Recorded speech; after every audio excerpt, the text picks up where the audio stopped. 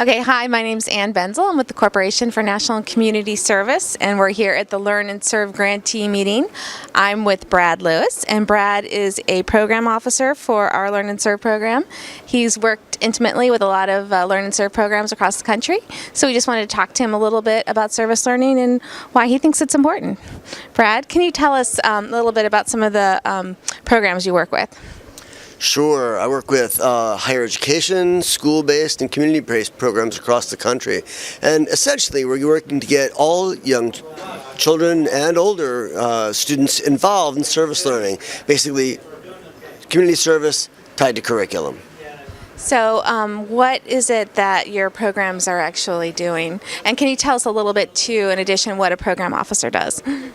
Sure. As a program officer, I oversee the funding to a portfolio of grantees. In my case, generally across the north central portion of the United States. I have about 27 grantees that marshal about $5 million in resources annually. In terms of the particulars of our program, we've been funding a lot in social media currently, and I've been very excited about those. The YMCA of the USA is standing up a tool called YFACE, Y-F-A-C-E, and it's all about interactively helping young people understand what their passion is, what their interests are, and where they'd like to apply those in the service world. And it's working out really wonderfully. They've got great communication tools around it, and young people are just getting ignited with their passion for service and areas that they're really interested in. It's wonderful. So, Brad, I know that you personally find service learning really important, and can you tell us a little bit about why you think it's important and what it means to you personally? Sure. My wife and I are both social workers, and we got our start in this field with Save the Children, believe it or not, and here I am with one of their ties on now.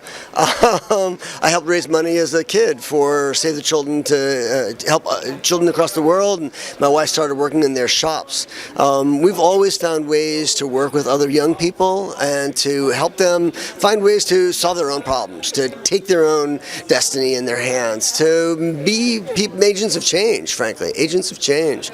And that's what service learning does. It puts the solution and the follow-up and the passion all together in one big ball that lets young people be solutions in their community. We've always felt that there isn't a problem that young people can't be effective in helping solve. And it just proves itself again and again in my programs and all the programs across Learn and Serve.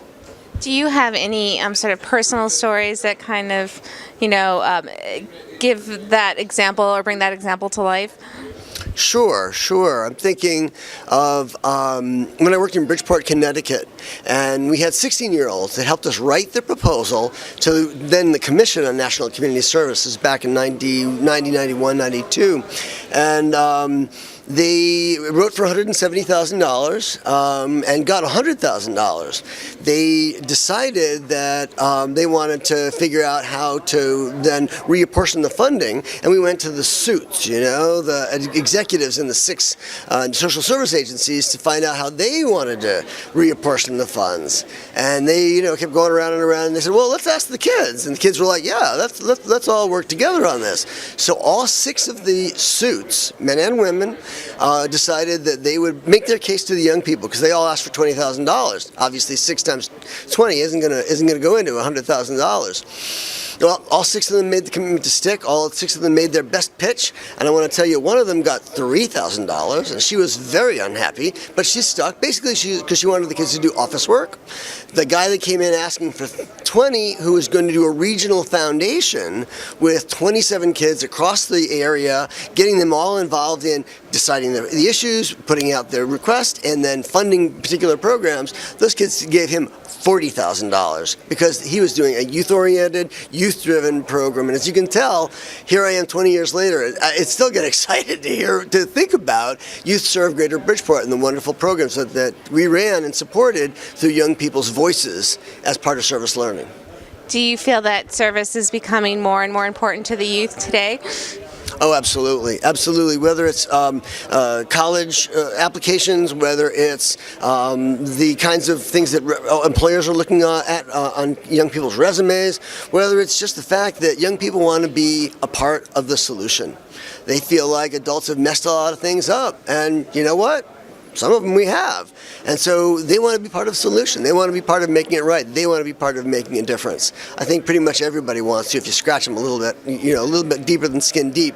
People want to make a difference, and young people are change agents and actors now, and they are making a difference today, especially through Learn and Serve America programs. And what kind of impacts do you see through service learning in your programs, or maybe some of the actual youth that you've engaged service learning with? Sure. Well, in Michigan, there's a 4-H program that has been incredibly impactful, getting young people involved who previously were simply working with, it's a great program, to work with livestock and to work with farm settings and to learn about that and to have competitions and what have you.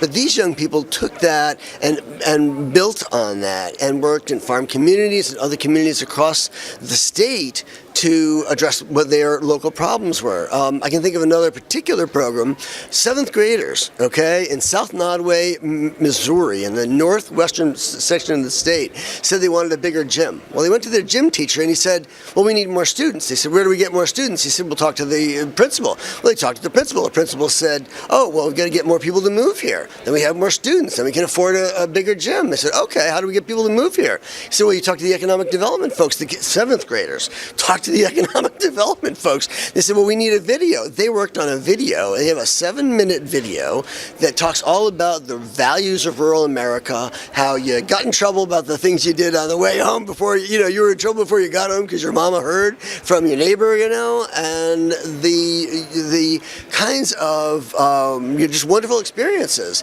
the knowledgeable workforce, all of that kind of good stuff. And they're using that video today to bring more people into South Nodaway.